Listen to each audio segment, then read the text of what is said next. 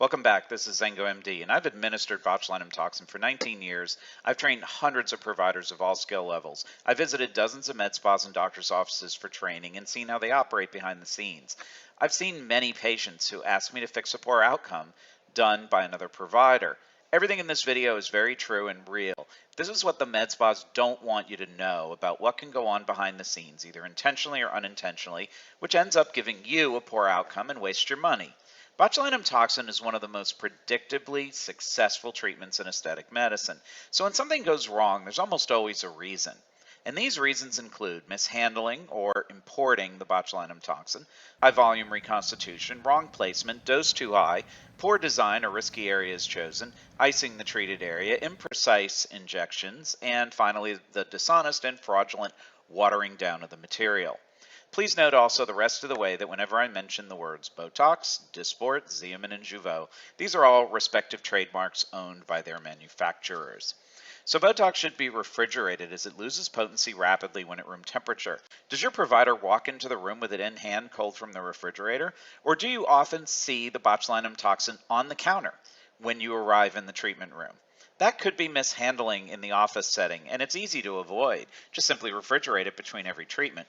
But mishandling can also happen while it is shipped. Botulinum toxin must be shipped under dry ice, cold, and in a cooler.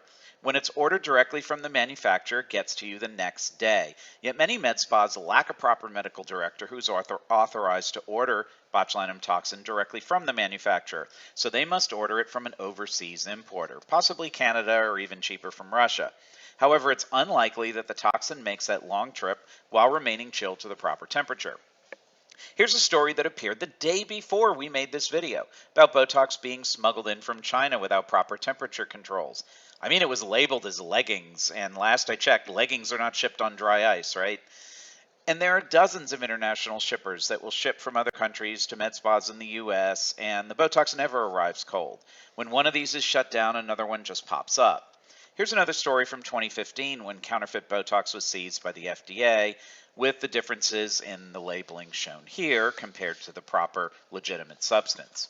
Here's what Dysport should look like in the USA with multiple identifying elements. And here is the latest USA packaging for Xeomin and Jeuveau. Botox updated their packaging in September 2019, and here's what the box now looks like. Note that there are holographic seals on the top and the bottom of the box with the expiration date and the lot number clearly printed on the bottom. In addition, all the way around you see the printing in English on each side of the box. When opening the genuine box, note that there is a perforation in the front. Makes a little front door, and this is more difficult for counterfeiters to copy. It also allows the printed seals to remain intact. Also, there are always two package inserts inside the box. The vial has a holographic label with a matching lot and expiration date. The product is that faint white rim at the bottom perimeter of the glass, and finally the top metal rim has the word Allergan printed on it. This new design from 2019 will take some time for the counterfeiters to catch up and copy. If you see this style of box and label, then you're probably good that you're getting the newest, freshest product. So botulinum toxin comes as a powder. The manufacturer recommends adding 2.5 cc's of saline to reconstitute it for injection. Here's what reconstitution looks like. You prep the vial with alcohol, add the saline to it, which gets drawn in by the vacuum in the vial. Then you just need to swirl it around a little to make sure all of that white powder at the bottom goes into solution. I prefer to add only 1 cc to it, not 2.5, so that there are more active units of botulinum toxin in the same unit of volume. When you do a lower volume reconstitution, you can just be more precise. And that is the dilution we also teach in our PracticalCME training courses. Even beginners can do it that way. Therefore, a typical 4-unit toxin dose with the 1 cc reconstitution looks like this on the left. The regular 2.5 cc reconstitution has 4 units in this much volume. Here you see the difference in the syringe, and here you see the different volumes when injected. A much smaller puddle for that same 4-unit dose with the smaller 1 cc reconstitution compared to the standard reconstitution. And why in the world would you want all of that extra volume in your face, especially if you have to go back to work after your treatment? You don't want to look like you just got stung by a bunch of mosquitoes, right?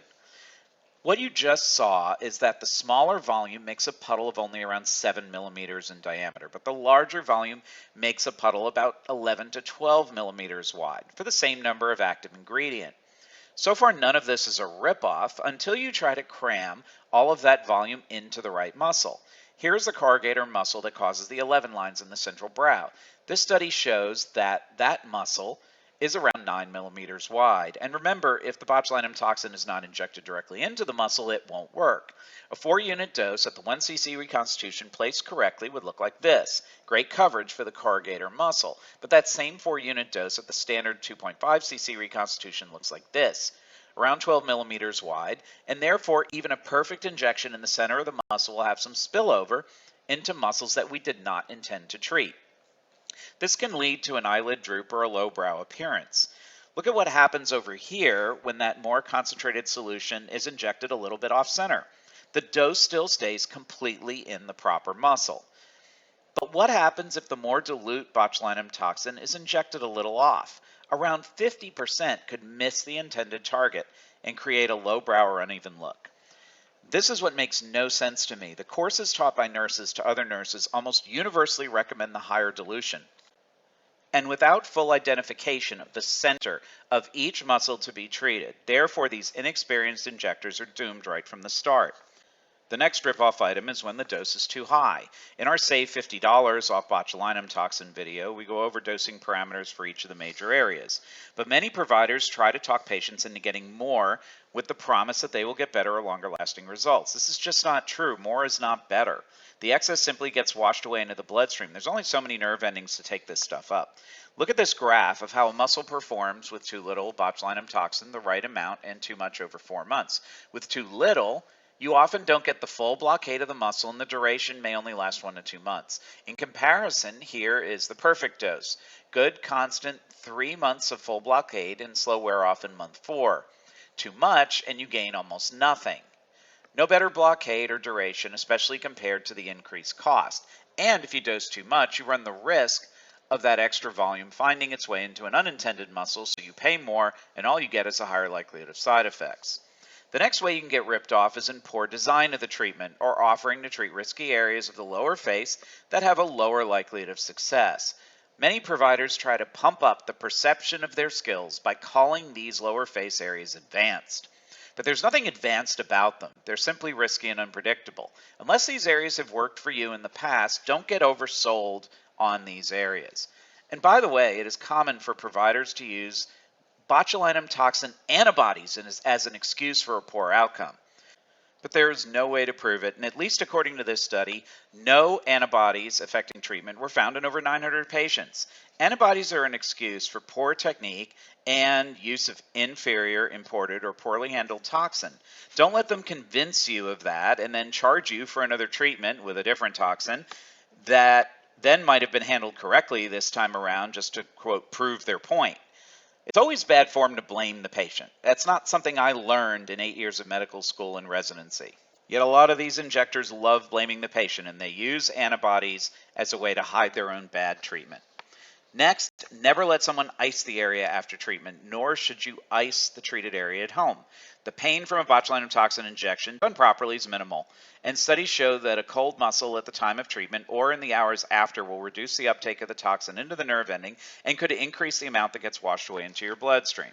Finally, the last way and the worst way you get ripped off is when more saline is added to the vial at initial reconstitution or later on. Simply put, this is fraud if done intentionally, but many people do it because they're poorly trained. Still, they are lifting money right out of your wallet. Over-dilution puts a larger volume of saline than advertised into the same amount of active units of toxin, reducing the effectiveness of that given volume. I've been to med spas and taught people who were previously told to add extra volume purposely to the vial and were given some stupid reason to do it, like, oh, some of the saline gets trapped in the needles, so you need to add more. It's just not true. Universally, this has all been from nurse injectors, non-medical med spa owners, or injectors who learned from courses taught by nurses, 100% of the time in my over a decade of experience teaching. There are a ton of unscrupulous operators and trainers out there who even offer to sell gray market imported Botox to their unsupervised trainees. So what happens when that office that lures you in as a patient by charging only $9 a unit instead of, say, the competition that might charge $11 a unit? But see, that office also adds 3 cc's of saline to the vial, but they dose it and charge for it as if they added 2.5 cc's. Then, because of this dilution, you're getting about 20% less toxin per injection. Or that $9 is really like buying 0.8 units, not 1 unit. So what is the cost per unit when you account for the dilution? Well, 9 divided by 0.8 equals $11.25. That's right, the $9 per unit office that dilutes it a little bit more is really costing you $11.25 a unit. Not such a bargain after all. Remember, if the price per unit is too good to be true, then it probably is. The raw cost of properly ordered U.S. sourced Botox is around $6 a unit wholesale. If they're not increasing the price enough to have enough margin to pay their rent and staff, then something is very fishy. I'm not saying that everyone who dilutes does it this way. Sometimes there are mistakes made by large clinics that share the toxin among many providers. Let's take a clinic that has many different people injecting on different days of the week, with little to no skilled oversight of the Reconstitution. See, she comes in on Monday and mixes up a vial at her preferred dilution of 2.5 cc's. But then she comes in on Wednesday thinking the dilution of the leftover toxin was 1 cc instead of 2.5. So she underdoses her clients by a factor of 2.5 that day unknowingly.